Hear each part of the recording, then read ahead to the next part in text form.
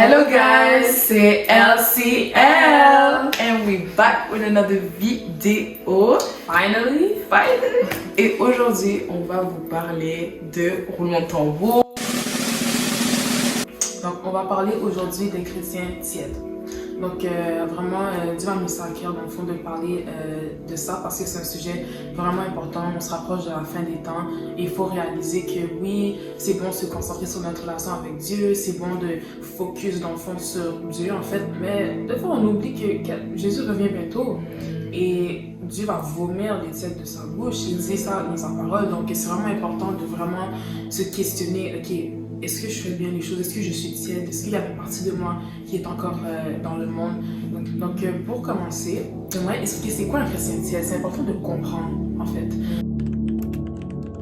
Chrétien tiède, okay, comme vous savez, tiède, c'est pas chaud, c'est pas froid. Donc, c'est aucun des deux, c'est entre les deux. Okay? Mais quand tu vis pour Jésus-Christ, tu dois être à 100%, non pas 99%, 100% dans la foi, 100% à Jésus. Donc, tu dois vivre 100% pour lui et non pour les hommes et non pour les choses de ce monde. Okay? Donc, être tiède, c'est avoir un pied dans le monde et un pied avec Dieu. Être tiède, ça peut aussi ne pas avoir, dans le fond, ton cœur à Dieu. Des fois, on a beau parler, on a beau dire « Oh, je suis ça, je suis ci », on a beau connaître la parole par cœur, mais ton cœur, il est loin de Dieu. Super loin de Dieu. Donc, c'est important non seulement d'avoir le cœur disposé, d'avoir des bonnes intentions dans le fond et de les appliquer à notre vie de tous les jours. Et je sais que c'est pas facile. Même moi, c'est quelque chose que je fais à tous les jours, de renoncer à moi-même. Le matin, quand je me réveille, je renonce à moi-même, je prends ma croix et je suis Dieu et je le déclare de ma bouche. Parce que c'est pas facile, guys. Comme il faut être honnête. Comme on a tout ce combat-là à faire, mais c'est à tous les jours. Comme oui, quand tu prends la décision de donner ta vie à Jésus, c'est great, mais il faut comme réaliser que on vit dans un monde spirituel et il y a un combat qui se fait à chaque instant. Donc c'est vraiment important à tous les jours, si vous pouvez le faire à tous les jours, vraiment de renoncer à nous-mêmes, de se rappeler qui on est en fond et d'être 100% à Christ. C'est ça, donc être tiède, c'est vraiment que t'es pas 100%. En fait, t'as pas tes deux pieds dans la lumière. Il y a encore des choses du monde que tu fais, il y a encore des choses du monde que tu aimes. Donc là, il faut que tu te questionnes sur ton cœur et sur ta façon de penser. Dans le verset Ésaïe 29 au verset 13, le Seigneur dit: quand ce peuple s'approche de moi, il m'honore de la bouche et des lèvres, mais son cœur est éloigné de moi. Et la crainte qu'il a de moi n'est qu'un précepte de tradition humaine. Puis aussi, donc ça c'est Ésaïe 29 au verset 13 qui dit ça. Ça veut dire que parfois on peut dire des choses, on peut prier, et c'est ça que dans notre culte ce dimanche, il a été dit. On peut parler en langue, on peut prier, on peut pleurer, on peut être là dans nos émotions.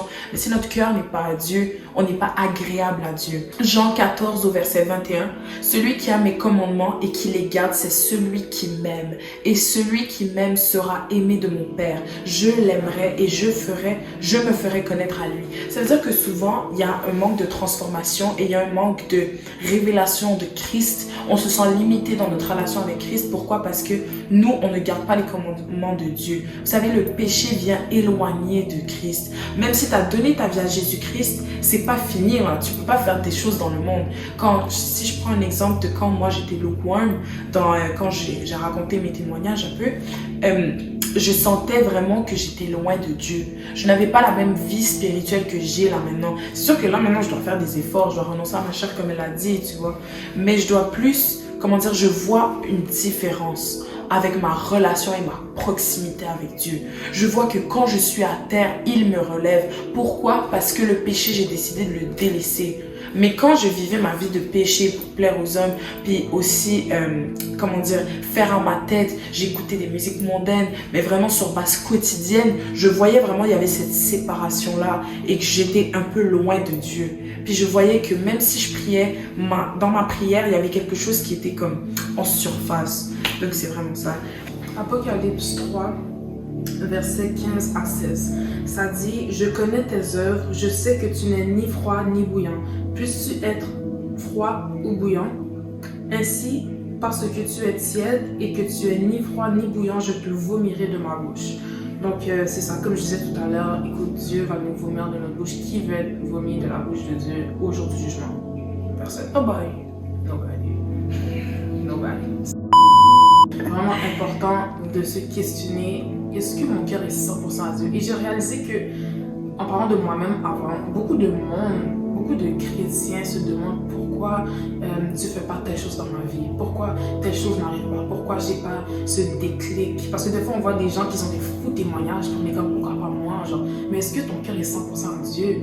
Comme souvent, genre, tu vas nourrir les choses du monde, tu vas nourrir les choses de Dieu, et les choses que Dieu a préparées pour toi, t'es pas encore forgé, t'es pas encore formé pour ça parce que t'es pas 100% à Dieu, donc il peut pas te faire confiance avec les grandes choses qu'il veut faire avec toi. C'est seulement quand tu vas vraiment te donner à 100% pour Dieu, à Dieu, que là il peut commencer à agir à 100% avec toi. C'est donnant.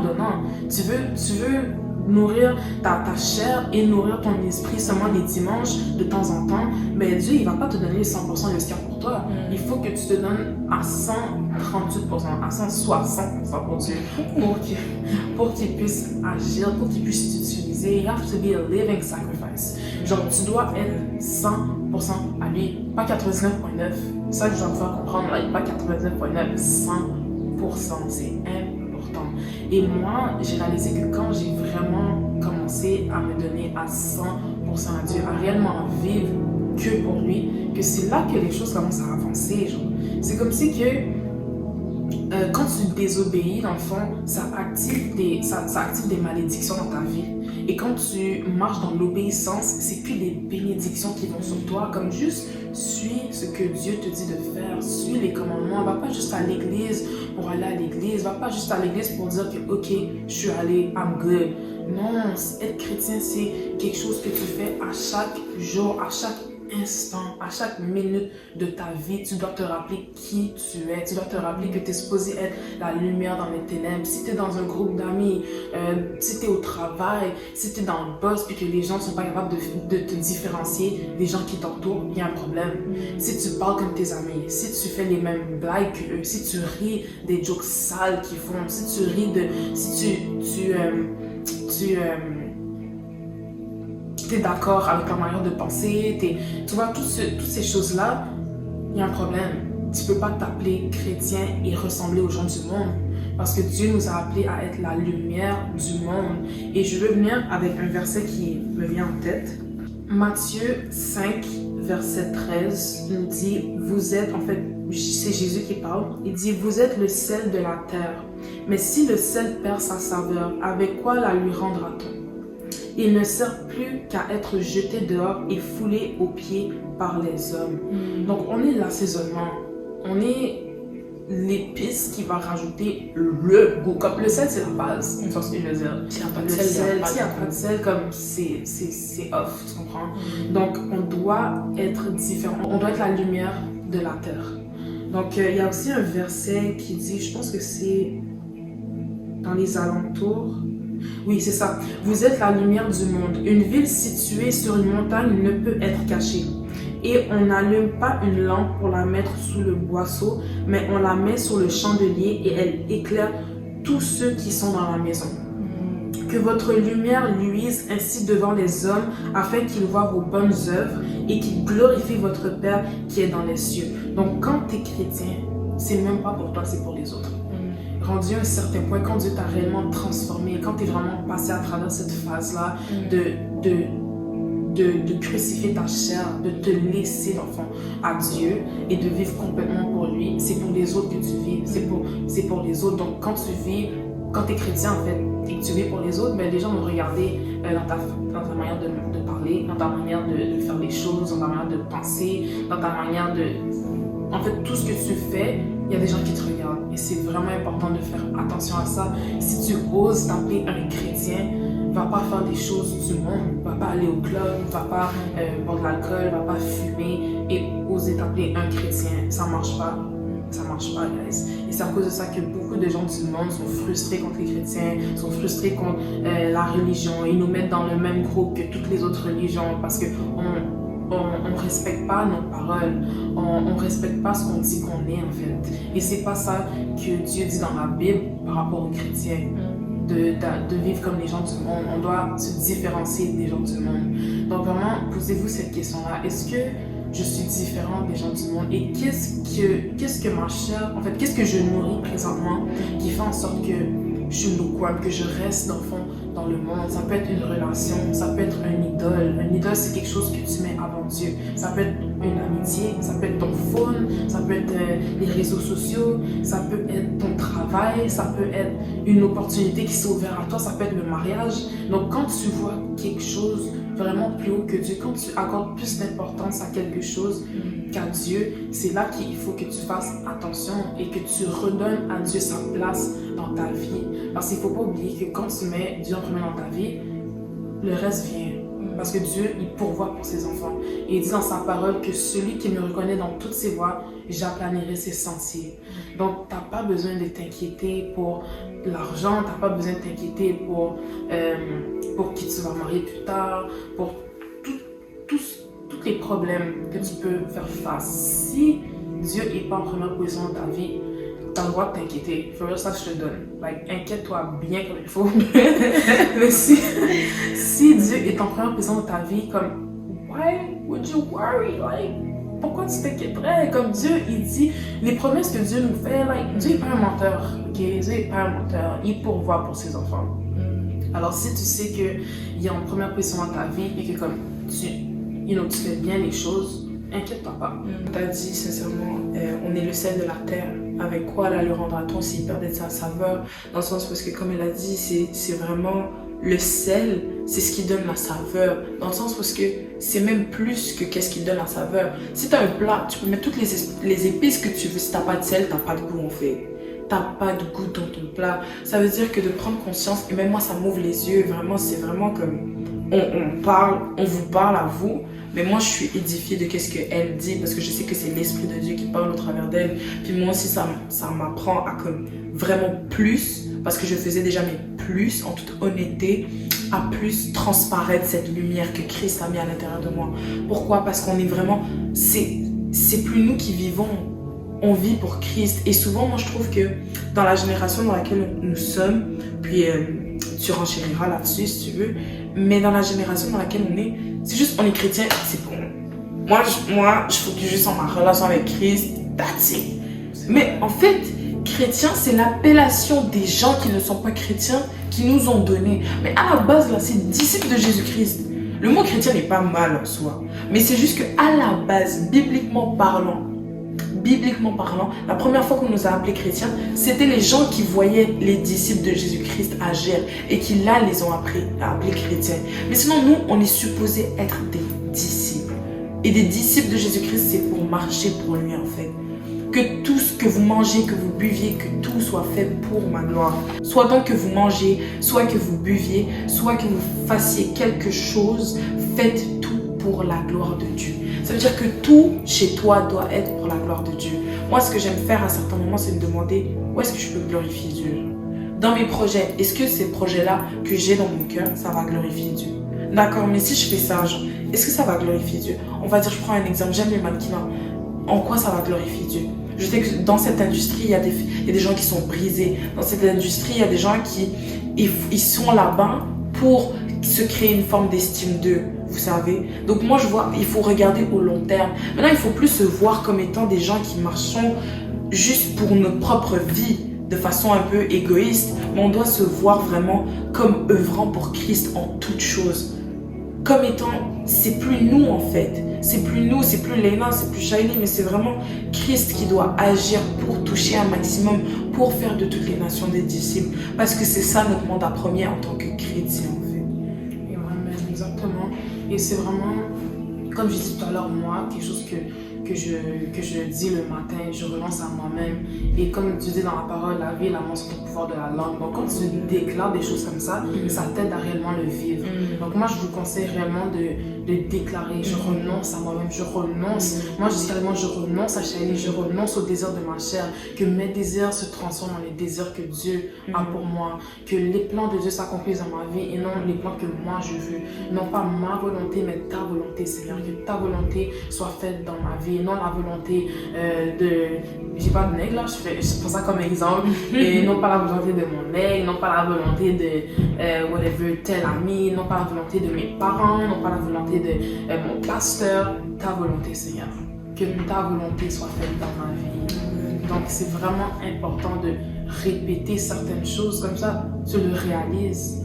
Et ça n'a pas vraiment rapport avec le sujet, mais quelque chose dans le fond que moi j'avais commencé à faire quand il fallait vraiment que je reprenne confiance en moi parce que j'avais beaucoup d'insécurité. Je déclarais des choses sur ma personne, je déclarais que j'étais glorieuse, je déclarais que j'étais belle, que j'étais une femme de Dieu, que j'étais sainte, j'étais pure, purifiée, que j'étais une nouvelle créature. Et ça a vraiment fait un changement en fait. Donc le matin, je répétais ça et ça me donnait une confiance en moi. Et c'est la même chose pour toutes les barreaux que tu peux vivre. C'est la même chose pour tout ce qui pour toutes les sphères de ta vie en fait. C'est important de déclarer pour que les choses puissent réellement venir à la réalité en fait. Car la Bible viendra dire sur ce qu'elle disait, le juste vivra par la foi. Mais qu'est-ce que la foi? Foi, Hébreux 11 au verset 1. Or la foi est une ferme assurance des choses qu'on espère, une démonstration de celles qu'on ne voit pas. Pour l'avoir possédée, les anciens ont obtenu un témoignage favorable. C'est par la foi que nous reconnaissons que le monde a été formé par la parole de Dieu, en sorte que ce qu'on voit n'a pas été fait de choses visibles. Ça veut dire que la foi, comme elle a dit, vraiment, c'est la foi de la parole de Dieu que tu sais, que tu connais, parce qu'on est saint, on est justifié, les choses anciennes sont passées, voici, on est toutes choses sont devenues nouvelles. Nous sommes des créatures de Dieu faites pour sa gloire et à sa gloire. Et donc, toutes ces choses-là, quand tu les déclares, c'est la foi qui s'active. Même si tu ne les vois pas dans ta situation, même si tu ne le vois pas encore, ce n'est pas tangible. On va dire que tu as un problème avec l'alcool. Tu déclares que tu es délivré. Tu déclares que tu as reçu en Jésus toutes choses. Et qu'en Jésus, tout est accompli. Et que tout est vaincu au nom de Jésus, en Jésus. Donc, tu déclares que j'ai été délivré. J'ai été délivré. Je suis délivré. Tu continues à prier parce que la délivrance est un processus, mais tu déclares et tu vas voir ta délivrance arriver. Parce que Dieu, il agit comme ça. C'est la parole. Parce que, sachant qu'on est enfant de Dieu, pourquoi? Parce que en Jésus-Christ, c'est Jésus-Christ qui vit en nous. Et Jésus-Christ étant le Fils selon la dimension de Christ, mais comme on sait tous que c'est trois en un, on est ses enfants par Jésus-Christ, ce qui fait que nous aussi, ses enfants, on doit agir comme notre Père. Et notre Père, il agit en parlant, par sa parole. Et là, les choses sont faites. C'est comme ça qu'il a fait la terre, donc c'est comme ça aussi que nous devons transformer nos vies chrétiennes, entre guillemets. Pourquoi? Parce que quand on accepte Jésus-Christ, notre esprit est nouveau, parce que c'est le Saint-Esprit qui vient vivre à travers nous, mais notre âme se souvient toujours des choses passées. Et c'est pour ça qu'au fur et à mesure, comme elle a dit, on doit transformer notre âme. On doit transformer notre âme et on doit habituer notre âme aux choses célestes et à entendre et à recevoir la voix du Saint-Esprit. Donc, c'est vraiment ça. Donc, oui, c'est ça, guys. Vraiment, je veux juste mettre un point sur ce que j'ai dit tout à l'heure. C'est un blocage spirituel lorsque, en fait, tu te limites. C'est une limitation que tu te donnes lorsque tu décides d'être tiède.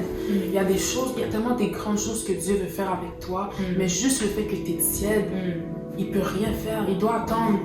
Il est comme, ok, c'est quand que tu vas te réveiller, c'est quand que tu vas vivre 100% pour moi, c'est quand que tu vas laisser cette relation-là qui t'éloigne de moi pour réellement que je te donne les trésors dans le fond, les cadeaux que j'ai mis en toi, pour que les dons que j'ai mis en toi fleurissent, pour que ton appel se réalise réellement dans ta vie en fait. Est-ce que ça fait du sens ce que je viens de dire? Ton appel se réalise ouais, c'est ça. Pour que ton appel se réalise dans ta vie, pour que tu rentres dans les plans que j'ai pour toi.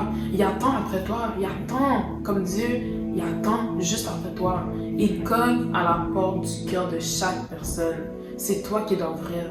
Dieu va jamais forcer la porte. Et ça, c'est à quel point il nous aime. Tu as le droit de décider est-ce que tu veux suivre Jésus à 100% ou non. Est-ce que tu veux commencer à nourrir les choses de ce monde? Est-ce que tu veux continuer à fumer, à boire, à aller au club, à aller dans des fêtes, à faire des choses qui sont temporairement, comment comment dire, tu vois ce que je veux dire? Ouais, des choses qui sont à plaisir éphémère en fait. Exactement, donc à plaisir éphémère et qui finissent après 2 secondes et après ça, tu te sens pas bien en toi, genre t'es triste. Et oui, comme on a l'impression que ok, ça fait du bien sur le coup, mais comme genre ce que Dieu te donne, c'est 1000 fois mieux. Comme moi maintenant que je suis sortie là de tout ce que je faisais avant, comme je réalise à quel point que avec Jésus, genre j'ai réellement la paix éternelle et qu'il y a un espoir au bout du tunnel, genre il y a une lumière. Tandis que quand tu vis dans le monde, il n'y a aucun espoir pour toi, tu t'en vas nulle part. Tu t'en vas nulle part, il n'y a aucune lumière au bout du tunnel, tu t'en vas dans un trou noir. Tandis que quand tu vis pour Jésus, non seulement tu as la paix qui est 1000 fois mieux que cette paix temporaire, que ce plaisir temporaire que tu avais dans le monde, mais en plus il y a un espoir, il y a une lumière au bout du tunnel, il y a quelqu'un qui te tend la main pour t'aider, pour prendre tous tes fardeaux. Alors qu'est-ce que vous attendez, guys? Qu'est-ce qu'on attend pour donner notre 100% à Dieu? Qu'est-ce qu'on attend? Des fois, on a peur de rentrer là-dedans parce qu'il faut qu'on laisse les choses qu'on aime en arrière. Mais quand tu goûtes aux choses que Dieu a pour toi, ces choses-là, c'est la boue comparée à ce que Dieu a réservé pour toi. Donc vraiment, c'est vraiment le temps de se réveiller et de réaliser que oui, c'est important de ne pas être tiède parce qu'il faut qu'on marche comme des vrais chrétiens. Mais en même temps, Jésus revient bientôt, guys. Jésus revient très bientôt. Le monde ne va pas s'améliorer, les choses vont juste s'empirer. Et c'est comme ça que c'est supposé se passer. Et il faut qu'on soit awake, il faut qu'on soit réveillé et qu'on réalise que, ok, je dois comme get right with God, comme je dois mettre ma vie comme en ordre en fait et donner tout à Dieu. Fait que c'est vraiment ça, guys. Puis par rapport à ça aussi, dans Apocalypse 3 au verset 20, ça dit « Voici, je me tiens à la porte et je frappe. Si quelqu'un entend ma voix et ouvre la porte, j'entrerai chez lui, je souperai avec lui et lui avec moi. Celui qui vaincra, je le ferai asseoir avec moi sur mon trône, comme moi j'ai vaincu et je me suis assis avec mon Père sur son trône. Que celui qui a des oreilles entende ce que l'Esprit dit aux églises. » Donc, guys, je pense que ce message était vraiment pour émettre un réveil. Même moi, ça m'a vraiment édifié pour de vrai. Comme vraiment de plus renoncer à moi-même, de plus foncer pour Dieu, de plus prendre conscience qu'en fait, la vie sur terre est éphémère. Mais la vie d'en haut, c'est pour toujours en fait. Donc il faut qu'on arrête de penser à notre petite personne, et je me parle à moi-même en premier. Il faut qu'on arrête de penser à nous-mêmes et qu'on se dise, il y a des âmes dehors. I need to get right with God because I love God. Parce que j'aime Dieu, je dois être en ordre avec lui, mais parce que j'ai aussi l'amour des âmes. Parce que Dieu dit, les 2 plus grands commandements, et dans ces 2 commandements-là, toute la loi est accomplie. Tu aimeras le Seigneur ton Dieu de tout ton cœur, de toute ton âme, de toute ta pensée. Et le deuxième, c'est tu aimeras ton prochain comme toi-même. Et je me questionnais sur ces 2 versets-là. Mais pourquoi ces 2 versets-là? Et après, j'avais direct dans mon esprit que quand tu aimes Dieu, tu aimes tellement Dieu, ok, que tu fais sa volonté. Parce qu'on a regardé dans Jean 14 au verset, je ne sais plus combien là, mais Jean 14 tout à l'heure, que celui qui aime Dieu garde les commandements. Donc quand tu aimes Dieu, automatiquement tu gardes ses commandements. Mais le 2e verset, tu aimeras ton prochain comme toi-même. Comment aimer son prochain? Son prochain, c'est en fait lui partager l'évangile. Que toi, le même évangile qui t'a libéré, qui t'a délivré en fait, ce même évangile, ce même Jésus qui est venu cogner à la porte de ton cœur et à qui t'a ouvert la porte, ce même évangile qui a fait en sorte que tes liens générationnels, que ces blessures du cœur, que ces idées suicidaires que tu avais, que cette relation toxique que tu avais, tu sois libéré. Ce même Jésus, à ton tour, tu dois le partager aux gens autour de toi. Donc, c'était vraiment ça. Quel est un truc que je voulais dire? N'importe quoi. Ce que je disais ou ce que tu disais avant? Mais t'as dit beaucoup de choses. Donc, on va juste prier. Là, maintenant, c'est mon tour de prière. Ça, je suis honnête. De base, je voulais pas dire. Donc, guys, je vais prier pour les gens qui nous regardent. Vraiment, je vais prier juste pour remettre remettre chacune des personnes entre les mains de Dieu. Donc, Père éternel Dieu, je te remets chacune des personnes qui va regarder ce live, papa, qui va regarder je te remercie chacune des personnes qui va regarder cette vidéo, Seigneur Jésus, pour que tu agisses dans sa vie, pour que tu impactes dans sa vie, Seigneur. Que tout plan de l'ennemi dans sa vie, Seigneur, pour le retenir en arrière, retenir cette personne en arrière, puisse être vaincu au nom de Jésus. Je prie, Seigneur Jésus, que tu opères un réveil, Seigneur, que tu chauffes, Seigneur, la personne, pour que cette personne puisse se prendre conscience, Seigneur, du fait qu'elle soit tiède, que tu puisses remplir de conviction cette personne qui vivait dans une tiédeur spirituelle, Seigneur Jésus, et que tu puisses faire en sorte, Seigneur, de mettre des gens autour de cette personne pour que, Seigneur, ces gens-là puissent la booster, Seigneur, en esprit et en vérité, Papa. Je prie que cette personne qui s'était éloignée de toi, qui était retombée dans le péché, Seigneur, lève-toi et marche. Prends ta croix et marche. Lève-toi au nom de Jésus, lève-toi. Je prie, Seigneur, que tu mettes, Seigneur, ce zèle, Seigneur, nouveau en cette personne, Seigneur, et que cette personne qui avait perdu tout zèle, Seigneur, qui s'était éloignée de toi, qui dans le passé, Seigneur, marchait pour toi, t'avait donné sa vie, faisait des œuvres pour toi, ramenait des âmes, allait chercher des âmes, Seigneur. Que cette personne qui s'était éloignée et qui s'était refroidie par peut-être des blessures qu'elle avait vécues dans sa vie, Seigneur, revienne à toi de tout son cœur, Seigneur. Que cette personne-là qui ne croyait pas, qui ne savait pas qui tu étais, Seigneur, qu'elle puisse prendre conscience que tu es le chemin, la vérité et la vie. Que tu es celui, Seigneur, qui donne la vie et qui donne un sens à la vie. Que la vie chrétienne n'est pas facile, mais que peu importe, Seigneur, je vais te suivre. Que cette personne, Seigneur, qui avait des doutes, Seigneur, soit remplie de conviction, Seigneur, pour t'accepter comme Seigneur et Sauveur. Je prie, Papa, pour cette personne, Seigneur, qui ne connaissait pas trop le christianisme, qui ne connaissait pas trop Jésus-Christ, que cette personne qui est tombée sur cette vidéo, Seigneur, puisse prendre conscience de qui tu es et puisse te donner sa vie. Donc là, maintenant, je vais prier pour une personne, Seigneur, qui va donner sa vie à Christ. Que si tu penses à donner ta vie à Christ, ne doute pas, ne résiste pas, mais fais-le. Fais-le, mais quand tu sais que tu vas le faire, fais-le à 100% et décide de tout laisser en arrière et ne regarde plus en arrière. Donc je vais prier. Répète après moi si tu le sens, mais dis aussi les choses de ton cœur avec la conviction. Donc Père éternel Dieu, je décide aujourd'hui de te donner ma vie. Je décide de marcher avec toi, pour ta gloire, car je reconnais, Seigneur, que tu es mon Seigneur et Sauveur. Je reconnais que j'ai péché contre toi. Je reconnais, Seigneur, que j'étais loin de toi et que maintenant, Seigneur, je peux avoir une chance, Seigneur, d'être lavé de mes péchés par ton sang qui a coulé à la croix pour moi. Je décide, Seigneur, de ne plus regarder en arrière, de ne plus vivre cette vie de péché, de délier ces chaînes, Seigneur, et de te suivre et de marcher pour toi et de faire ta volonté. Donc, Père éternel Dieu, je t'accepte comme mon Seigneur et Sauveur. Et c'est dans ton précieux nom, Jésus-Christ, que je scelle cette alliance que j'ai faite avec toi. Alléluia.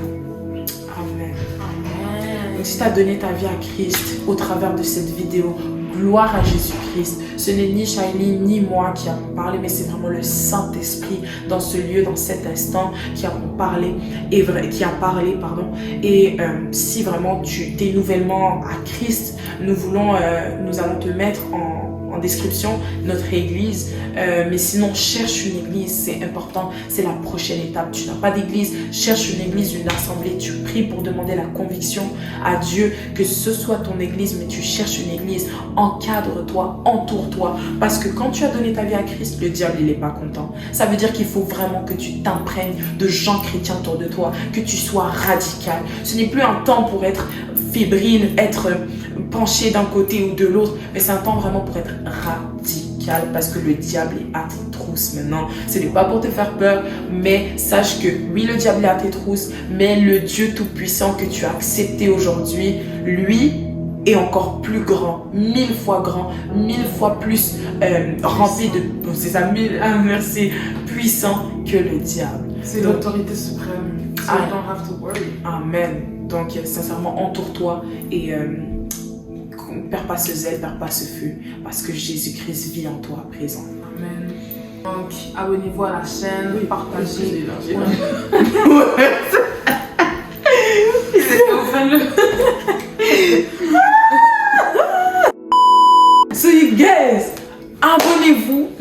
likez, partagez, commentez. Partagez un max, ok, guys? Parce qu'on fait pas tout ça. Et là. Bombastic side-eye. Partagez aux gens qui vous pensez que ça va édifier. Je blague. Non, pour de vrai, c'est comme elle a dit, partagez aux gens que vous... Non, même, partagez à tout le monde, en fait. Parce que tout le monde a besoin de ça, en fait. Trop, c'est trop, on peut pas accepter. Vous avez plein d'amis et tout, partagez, partagez. Vas-y, générique. Oui, dans la vie, mais toujours proche du Seigneur.